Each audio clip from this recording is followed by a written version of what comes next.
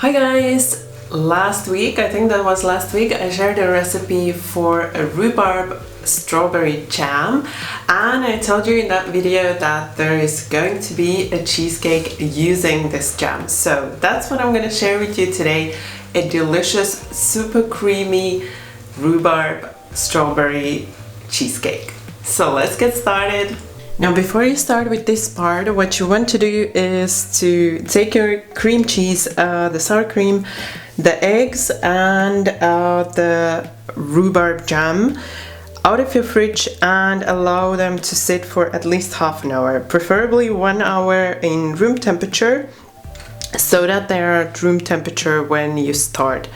And then only then you can get started with this part. So I've crushed my cookies here. I'm using butter cookies, some full wheat butter cookies. You could also use just regular butter cookies or any other cookies that you like, similar cookies.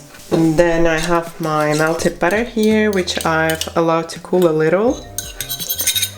And just adding it all in. And then the best way is to just do this with your hands. So get your hands dirty and start mixing the butter with the cookie crumb. Here, depending on the cookies that you use, you might notice that this is not enough. So because I'm using butter cookies, and I've always used the same one, so this should be enough butter, but I still like to check it. So mix through with your fingers so that you get all of the crumb kind of covered with the butter, and take your time. It can take a bit of time to soak in the butter. And also you want to avoid like really wet spots, so go through the whole bowl really well so that it's all evenly combined. And then if you've watched any of my previous cheesecake videos, you know how to test the crumb already, but if you're new, I'm gonna show you. So you want to take some of the crumb like this into your hand, and then you just want to squeeze it between your hands really hard. And if that sticks together, then it means your crumb is good, so the base is good, you have enough butter and it's gonna stick together. If it doesn't stick together and it just falls apart, then add in a little bit of melted butter, mix it in, and then check again. And then I have my cake tin here. It's with removable sides, and I have some parchment paper there at the bottom. Now I'm gonna add in half of the crumb in here to cover the bottom, and then you just want to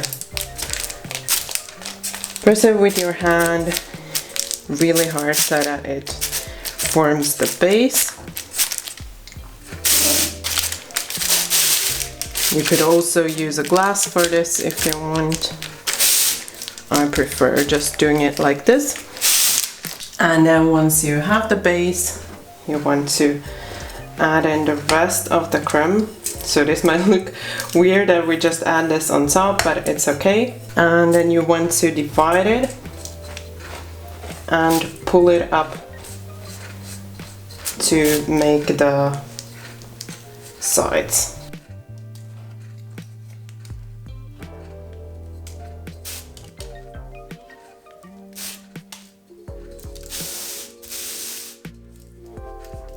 And here you also want to press it really hard against the wall of your form so that it really sticks together.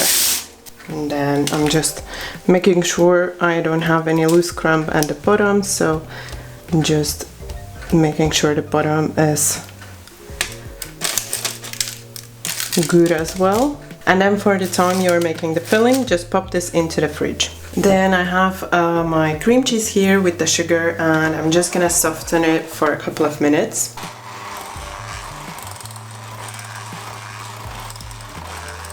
And then after a couple of minutes, when it's really nice and smooth and creamy, you can start adding the eggs, and we are going to add the eggs one at a time and mixing for about half a minute in between each addition.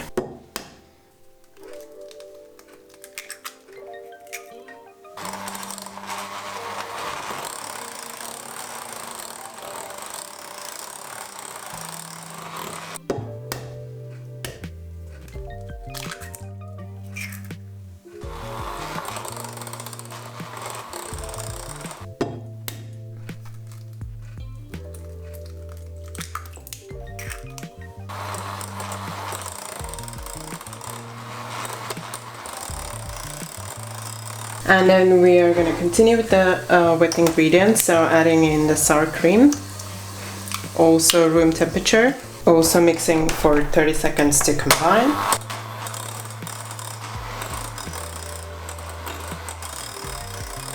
And then I'm going to add in my rhubarb jam, so this is my homemade jam, and the jam should be really thick consistency. If you want to make it yourself, I'm gonna link the recipe for you here. And then also beat in the jam for 30 seconds, medium speed.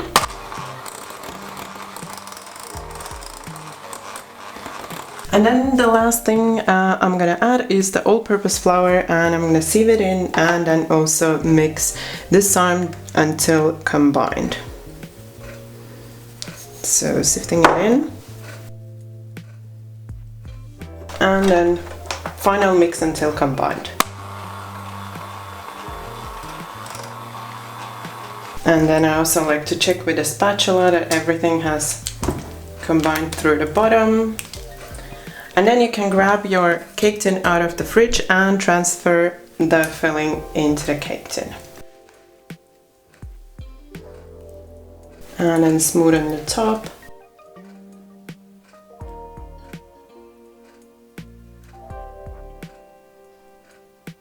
And then this is optional. If you want to add, you can add this. So little dollops of jam on top.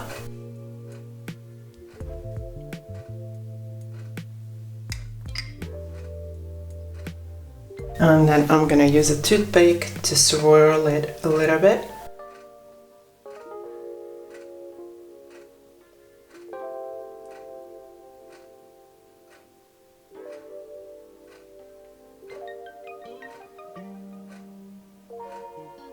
So you have this marble look, and then you want to bake it according to the recipe, and as always you can find the recipe linked down below in the description box.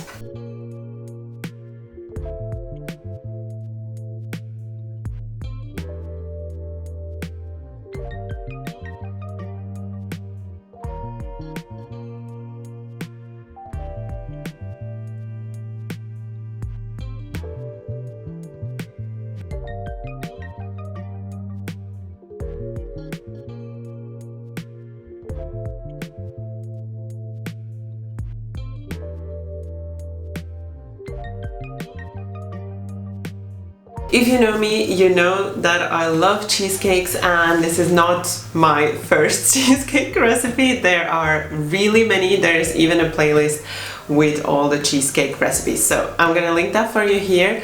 And as always, the important thing about the cheesecake is to follow the recipe. So take the ingredients to room temperature, that helps, and then also follow the steps as instructed in the recipe. And also the baking instructions are more detailed in the recipe, so check that out as well. And the cooling after the baking, that's everything listed and mentioned there in the recipe, which as always is linked down below in the description box. If you love cheesecakes and if you enjoyed this recipe, don't forget that thumbs up for support. And also, if you're new to my channel, then you can subscribe right now. Don't forget to tap the bell so you won't miss any of the new videos. Thank you for watching my video. Bye bye until next time.